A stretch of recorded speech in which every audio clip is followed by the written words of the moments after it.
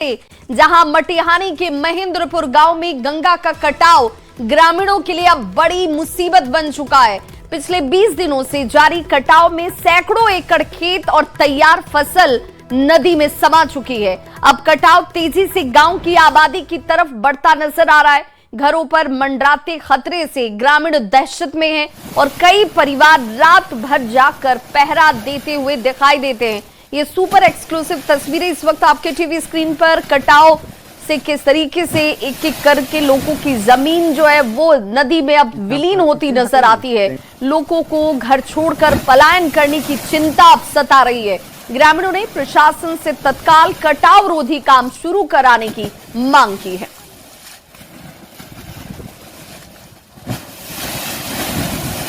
24 घंटा वहाँ ड्यूटी देंगे, काम को दिखेंगे। अब क्या होगा, अभी तो तत्काल रुक सकता है, इसका संज्ञान ले। वो अब बाढ़ के बाद जब पानी कम होगा उसके बाद सरकार को यहाँ सजग रहना होगा ताकि हम लोग बच सके। अभी तो किसी तरह से घर बचा लें। भविष्य ऐसा है कि हम लोग का जमीन तो कट रहा है, घर भी कट जाएगा। नगर जैसे वहाँ से कम 1000 फीट और हमको पत्थर काम शुरू हो बढ़ा दे दिया जाता है, तब लगभग महेंद्रपुर बच जाएगा।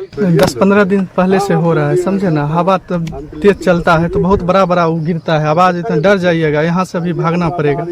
अब अगर जो नहीं रुकेगा तो लगभग 15-20 हजार आबादी बहुत ही परेशान हो जाएगा। घर नहीं बचेगा तो कहाँ, 20 हजार लगभग आबादी है मेरे गाँव में। अच्छा, वोटर 6,000-7,000 समझिए ना, बच्चा हुआ, बहुत बात विचार हुआ, कहाँ लोग जाएंगे। सरकार से रिक्वेस्ट है बस रोक दिया जाए इसको। ग्राम से लगभग 125 मीटर 25-30 मीटर 2-3 दिन में कटा भी है। रात जुड़ा गया है, पदाधिकारी से बात भी हुआ था। आज लोगों ठेकेदार द्वारा यहाँ बांस भी कटाया जा रहा है। कल से बम्बू वाल का काम यहाँ किया जाएगा। और बेगूसराय संवाददाता संतोष हमारे साथ इस वक्त इस खबर पर ज्यादा जानकारी के साथ जुड़ गए हैं। संतोष, क्या कोई प्रशासनिक अमले के अधिकारी पहुंचे कटाव रोधी कार्य करने को लेकर, कोई कार्य शुरू हो पाया? जी देखिए, ये कटाव की बात सामने आने के बाद प्रशासनिक अमलों में से जो है लोग वहां पहुंचे जरूर, लेकिन जो भी कार्य अभी शुरू किए गए हैं वो नाकाफी हैं। क्योंकि अगर देखा जाए तो बेगूसराय के लिए बाढ़ एवं कटाव पूर्व से ही बड़ी समस्या रही है और इसको गंभीरता से लेना चाहिए। लेकिन जैसा कि ग्रामीणों का आरोप है कि लगातार सूचना देने के बावजूद भी प्रशासन के द्वारा कोई उपयुक्त कार्रवाई नहीं की जाती है, जिससे कि कटाव का दंश लगभग यहाँ के लोगों को हर साल देखना पड़ता है। इस बार की जो स्थिति है, अगर मैं बता दूं तो तकरीबन 200 एकड़ जमीन जो है फसल सहित जमीन वो कटकर गंगा में विलीन हो गई है। तो किसानों को कहीं न कहीं, वहाँ के स्थानीय लोग जो हैं, किसान हैं, उनको काफी आर्थिक क्षति भी हुई है। और अब आलम यह है कि कटाव धीरे धीरे आबादी वाले क्षेत्र में बढ़ती जा रही है, जिससे कि लोगों को काफी चिंता सताने लगी है और लोग पलायन करने की भी तैयारी में जुट गए हैं। तो कहीं ना कहीं प्रशासन को इस पर बड़ी पहल करनी चाहिए, क्योंकि लोगों का वहां कहना है कि लगभग 1000 फीट में जो है बोल्डर पिचिंग का काम होगा, तभी किसी तरह कटाव की स्थिति को नियंत्रित किया जा सकेगा। इस वक्त किस तरह का काम किया जा रहा है जिससे ग्रामीण संतुष्ट नहीं है? जी देखिए, वहाँ पर ग्रामीणों का कहना है कि जब तक बोल्डर पिचिंग का काम नहीं किया जाएगा तब तक कटाव पर नियंत्रण नहीं पाया जा सकेगा। लेकिन अभी जो सरकारी अमलों के तरफ से कार्रवाई शुरू की गई है, उसमें बोरे में मिट्टी डालकर उसे जो है लगाया गया है, उसमें कटाव निरोधी कार्य के लिए। तो अधिकारियों से आपकी कोई बात हो पाई संतोष? क्या ये पर्याप्त है जो इस वक्त कार्य किए जा रहे हैं? जी बिल्कुल, हमने बात की है तो उनका कहना है चूंकि अभी गंगा में पानी भी आ चुका है, तो कटाव निरोधी कार्य अभी पूरी तरह नहीं किया जा सकता। तत्कालीन बचाव के जो कार्य हैं वो बोरा में मिट्टी डालकर, बालू डालकर ही अभी किया जा सकता। जो है बोल्डर पिचिंग का काम अभी नहीं संभव है, अधिकारियों का यही कहना है। लेकिन पानी निकलने के बाद जो है इस पर गंभीरता से ध्यान दिया जाएगा और जो उपयुक्त कार्रवाई होगी वो की जाएगी। बहुत बहुत शुक्रिया संतोष इस जानकारी के लिए। और प्रधानमंत्री नरेंद्र मोदी की तरफ से इस वक्त कॉमनवेल्थ गेम्स में विजेता खिलाड़ियों से मेडल लेकर आने वाले और भारत का नाम रोशन करने वाले खिलाड़ियों से इस वक्त बातचीत की जाती है। उस दिन गुरु पूर्णिमा थी, तो उस दिन मेरे गुरु को मैंने एक गिफ्ट दे दिया। बड़ी शान बढ़ाई आपने। इतने आंसू टपक रहे थे, मुझे लगता है कि आंसू के हर बूंद से जैसे गोल्ड मेडल टपक रहा है। मैं बहुत ज़्यादा खुशी थी, इमोशनल भी थे उसी दिन, और खुशी ज़्यादा था। और मैं इसलिए रोई थी कि मेरा पेरिस ओलंपिक में मेरा 1 केजी में मेडल रह गई थी।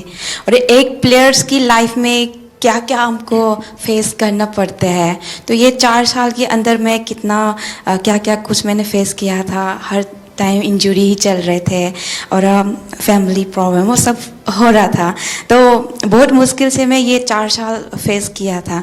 तो वो सब जब पोडियम में जब मैं खड़ी थे सर, और हमारी जो फ्लैग ऊपर जाते हैं और हमारे नेशनल एंथम जब बजते हैं, तो सर हम रुक नहीं सकते सर, अपना आप आंसू निकलते हैं। वो बहुत बहुत बढ़िया। आपके इस अचीवमेंट को सिर्फ आपका अचीवमेंट मानता हूं, ऐसा नहीं है। ये आपका विजय आने वाली पीढ़ियों के लिए बहुत बड़ी प्रेरणा बन जाता है। सब डर रहे थे हमसे कि इंडिया के साथ फाइट आ गई, अब तो हम पहली फाइट ही हार जाएंगे, हमारा मेडल भी नहीं आएगा। यानी मान के चलते हैं। हाँ सर। क्या हुआ, वो रेस्टोरेंट वाले से झगड़ा कर रही थी? हम लोगों का तो इतना अच्छा परफॉर्मेंस था, लास्ट डे था और सब जीत के गए थे और पूरा इंडिया के लोग थे, तो थोड़ा सा मुझे बुरा लग रहा था। तो मैंने उनको अच्छे से बोला, रिक्वेस्ट किया था सर, फिर उन्होंने मान भी लिया, अभी चेंज भी हो गया सर। इस विजय की परिस्थिति, खुशी, आनंद अपने साथियों के साथ और गेम पूरे हो चुके हैं, तो एक हंसी मजाक मस्ती का मूड, ऐसे समय उस मैप पर नजर जाना और उसको रजिस्टर करना और तुरंत सिर्फ मेडल लेते समय देश खड़ा हो जाता है, ऐसा नहीं, भीतर से देश का भाव। मैं सच बताता हूँ, ये वीडियो सामान्य नहीं है, आपका लंबे समय तक लोगों को याद रहेगा। ये बॉक्सिंग वालों से भी दुनिया के खिलाड़ी अब डरने लगे हैं। जरूर सर, पूरे सभी डरे हुए थे, एक के बाद एक गोल्ड मेडल आ रहे थे, और मतलब पूरा लास्ट में ऐसे धमाका जैसा हो गया बिल्कुल। जिस तरीके से हम लोगों को सपोर्ट मिल रहा है, हमें बैक टू बैक कंपटीशन मिल रहा है, वो एक बहुत बड़ी बात है। और हमारे जितने भी यंग एथलीट हैं वो लोग सभी जैसे खेलो इंडिया स्कीम से आए हुए हैं, और ये एक बहुत बड़ा चेंजेस ला रहा है पूरे स्पोर्ट्स में ही। अगर आप लोग खेलो इंडिया को की प्रतिष्ठा बढ़ाते हैं, और प्रतिष्ठा सिर्फ वहां जाकर के रिबन काटने से नहीं होगी, आप वैसे ही खेलेंगे जैसे एक छोटा विद्यार्थी, एक छोटा नौजवान, छोटा खिलाड़ी खेलता है, ये बहुत बड़ा कंट्रीब्यूशन करेगा। क्योंकि अभी तो हमें बहुत आगे जाना है, बहुत मेडल लाने हैं। करगिल विजय दिवस पर किसकी विजय हुई थी? उस दिन करगिल डे था वैसे, और जिस दिन मैंने पाकिस्तान के साथ फाइट किया था सर, वो उस दिन का था। तो मैं एक इंडियन आर्मी से हूँ, तो मैंने उस दिन मैं पहले से बहुत वो था कि सर पाकिस्तान को हराना है, तो मैंने वो काम पाकिस्तान को एक तरफा मैंने 5-0 से हराया। तो मैंने हमारा इंडियन आर्मी का करगिल हीरोज़ को मैंने डेडिकेट किया था सर। आपको यह याद रहना, और आप स्वयं फौज से हैं, तो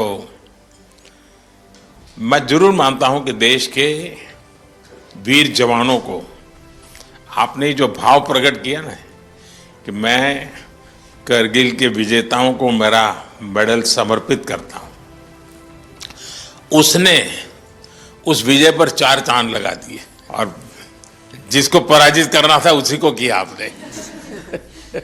वो पाकिस्तान की बात चल रही, मुझे किस्सा याद आ गया सर।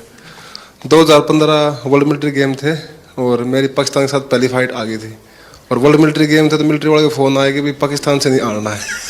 तो फिर मैं फर्स्ट राउंड 4-1 से जीत गया, सेकंड राउंड 3-2 से जीत गया, पर दोनों के सर लग गए आपस में, तो दोनों के लगे कट, वो फाइट तो मैं जीत गया।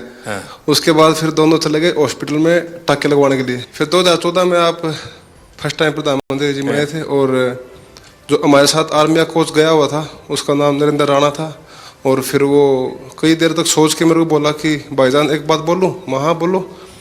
बोला भाईजान आपका नाम नरेंद्र है, आपके कोच का नाम नरेंद्र है, आपके प्रधानमंत्री का नाम नरेंद्र है, तो मुझे नरेंद्र नाम से नफरत हो गई है।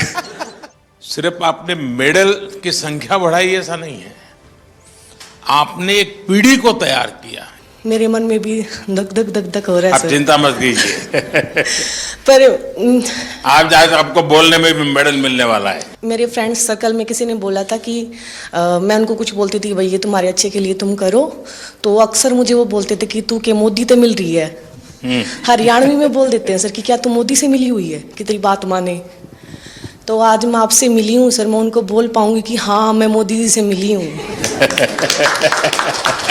कॉमन गेम्स में मैंने सिल्वर मेडल जीता, फिर मैंने क्रेडिट साहब को दिया। सपना तो था एक बार मेडल जीत के लेके आने के लिए, बट ट्रेनिंग का सेंटर नहीं था। मैंने साई आने के बाद मैं बहुत ट्रेनिंग करके मेडल जीत पा रहा, इसलिए बहुत खुशी थी। मैंने सर को क्रेडिट दिया था क्योंकि बहुत इम्प्रूव हुआ। मेरे लिए बहुत बड़ा सम्मान का विषय है। मेहनत आपने की और मुझे याद किया, मैं आपका बहुत आभारी हूँ दोस्त।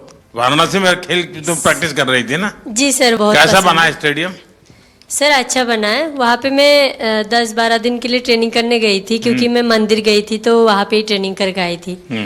और मैं वहाँ पे मतलब सेटल भी होना चाहती हूँ, क्योंकि मुझे काशी विश्वनाथ बहुत अच्छा लगता है सर। भोपाल में ट्रेनिंग कर रही थी? जी सर, 2008। तो उज्जैन जाते थे कि नहीं?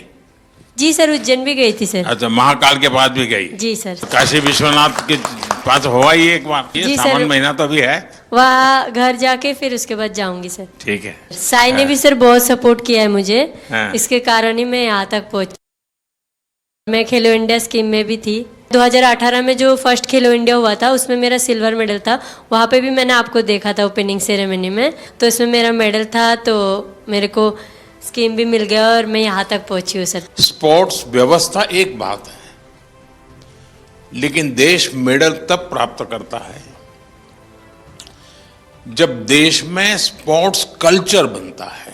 दोस्तों, आपने बहुत बड़ा काम किया है, देश का नाम रोशन किया है।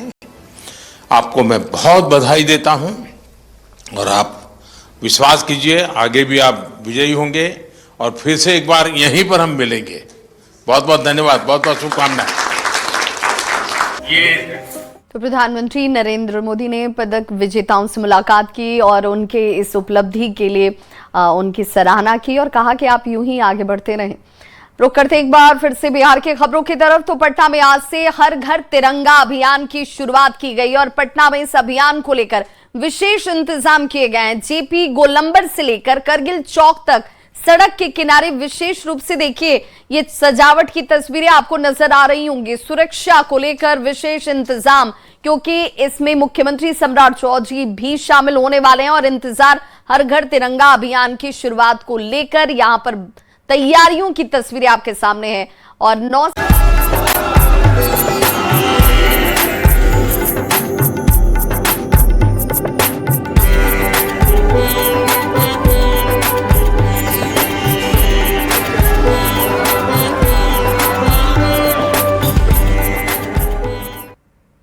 और अब बात सावन के सोमवार की। तो सोमवारी को लेकर भागलपुर के सभी मंदिरों में अहले सुबह से ही श्रद्धालुओं की भारी भीड़ उमड़ रही है। सुल्तानगंज के अजगैबीनाथ गंगा घाट स्थित बाबा अजगैबीनाथ मंदिर में काफी संख्या में श्रद्धालु पूजा पाठ करने के लिए पहुंच रहे हैं। भीड़ को देखते हुए जिला प्रशासन की तरफ से पहली बार मंदिर में अर्घा व्यवस्था लागू कर दी गई है। अर्घा के जरिए श्रद्धालु बाबा अजगैबीनाथ में पहुंचकर जल अर्पित करते नजर आ रहे हैं और ऐसी मान्यता है कि जो भी श्रद्धालु भोलेनाथ को जल चढ़ाने देवघर जाते हैं उन्हें पहले अजगैबीनाथ मंदिर में पूजा अर्चना करना होता है और तभी यात्रा उनकी सफल मानी जाती है।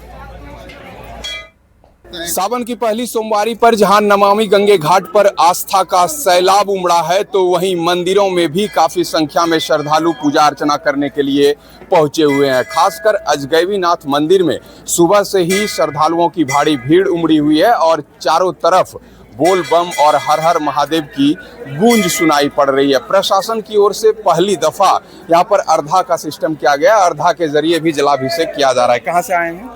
धनबाद, झारखंड। झारखंड से आए। कितने सालों से पूजा अर्चना हो रहा है बाबा के दरबार में? हम पिछले 3-4 साल से आ रहे हैं और इस बार का भीड़ पहले से काफी ज्यादा दिख रहा है हमको। बाकी प्रशासन का काम काफी अच्छा समझ में आया हमको।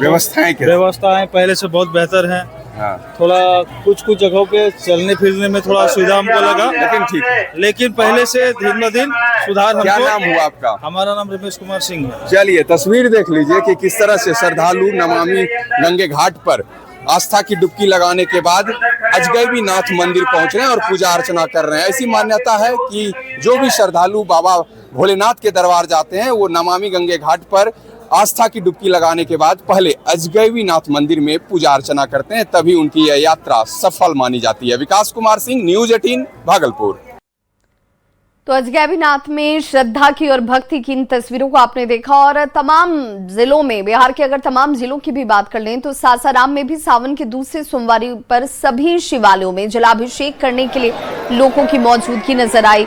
मुजफ्फरपुर से लेकर बांका, मुंगेर, भागलपुर, सिवान और पटना, हर जगह भक्ति का अद्भुत रंग नजर आया। भोलेनाथ के भक्तों की भीड़ नजर आई जो जलाभिषेक करने के लिए कतारों में अहले सुबह से खड़े दिखे और बड़े धैर्य के साथ भगवान भोलेनाथ की आराधना में लीन नजर आए। तो दूसरी सोमवार को सभी शिवालयों में जहां जलाभिषेक करने के लिए लोगों की मौजूदगी दिखती नजर आई, तो सासाराम के तकिया स्थित तिलेश्वर नाथ महादेव मंदिर में सुबह से ही श्रद्धालुओं की भारी भीड़ उमड़ी हुई दिखाई देती है। देखिए कैसे यहाँ पर शिवालय तक पहुंचकर लोग भगवान भोलेनाथ पर बेलपत्र और जल अर्पित करते देखे। लोग भक्ति भाव में लीन नजर आए। मान्यता है कि तिलेश्वर नाथ महादेव मंदिर में जो शिवलिंग अवस्थित हैं उसका आकार प्रतिवर्ष तिल तिल कर बढ़ता है कि यहाँ पे मान्यता है कि जो शंकर भगवान है हर साल एक तिल के बराबर बढ़ते हैं। और ये भी मान्यता है कि एक जो शिव जी हैं वो अपने से उत्पन्न हुए हैं। और यहाँ पे हर सैटरडे को रामचरितमानस का पाठ होता है और सावन में सोमवार को सुंदरकांड का पाठ होता है। और यहाँ के सब लोग अच्छे हैं, पुजारी जी भी अच्छे हैं, गुरु जी भी अच्छे से पाठ करवाते हैं सब कुछ। कहा जाता है कि ये प्राचीन मंदिर है और यहाँ के शिव जी का बहुत महत्व है। हर सोमवारी को यहाँ पे बहुत भीड़ लगता है और लोगों अपने मनोकामनाओं को लेकर और श्रद्धा भक्ति से यहाँ पर पूजा करने आते हैं। परंपरा है और माना जाता है कि यहाँ पे शिव जी अपने से निकले हुए हैं और इनको बहुत